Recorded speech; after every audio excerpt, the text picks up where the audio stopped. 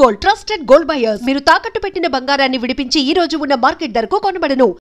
సచిన్ టెండూల్కర్ ఎదురుగా ప్లే చేస్తూ సచిన్ టెండూల్కర్ వచ్చి he played a good shot man, that's a very good shot అని చెప్పేసి వెళ్ళిపోతే what kind of emotion, that was the emotion for me, because for me is a great actor, legend for me. And అదొకటి. దాని తర్వాత ఆయనతో fight చేసేటప్పుడు నేను జనరల్గా ఫైటర్ని, స్టంట్మెన్ని, ఈజీగా ఫైట్ చేస్తూ ఉంటాను నేను. ఆయన దగ్గరకు వచ్చేసరికి టెన్షన్ వస్తుండింది. నేను అలా లేదు, మీరు ఫ్రేమ్స్ మార్చుకోండి, నేను మెల్లగా ఇలా వస్తాను, వై డూ ఇట్ ఫాస్ట్, అది ఇది అన్నాడు. నేను 2-3 సార్లు చెప్పాను, డూ ఇట్ మ్యాన్ అన్నాడు.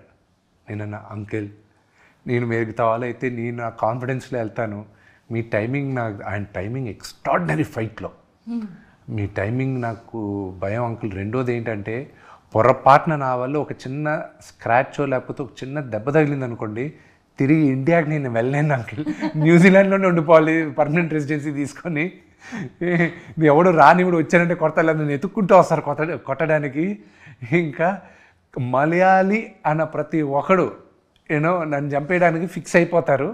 దయచేసి అంకుల్ నేను నథింగ్ హ్యాపెన్, కమ్ డూ అది. దాని తర్వాత క్లైమాక్స్ సీక్వెన్స్ నాన్నగారితో కానీ it was all thing. I have to thank ఒక ఎమోషనల్ సీన్ ఉంది నాకు శరత్ కుమార్ గారికి. అది సెకండ్ హాఫ్ ఆఫ్ ద మూవీలో వస్తుంది. అంటే ఆయన వచ్చి కొడుక్కి beautiful, very heart touching scene. So ఆ scene was very close to me with Sarath uncle and me. Super.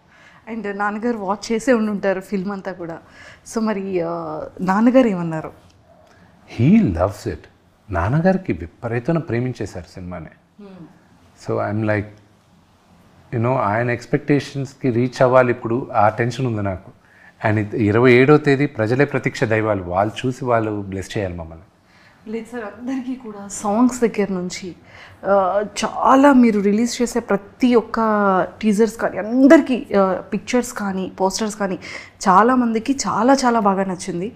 So 100% pan ఇండియాలో ఖచ్చితంగా బాక్స్ ఆఫీస్ దత్తరిల్లుతుంది. సో అందులో డౌట్ లేదు. అండ్ సార్, ప్రభాస్ గారు చాలా క్లోజెస్ట్ డీరెస్ట్ ఫ్రెండ్ మీకు. అండ్ చాలా ఇంటర్వ్యూస్లో ఫుడ్ గురించి కూడా చెప్తూ ఉండేవాళ్ళు.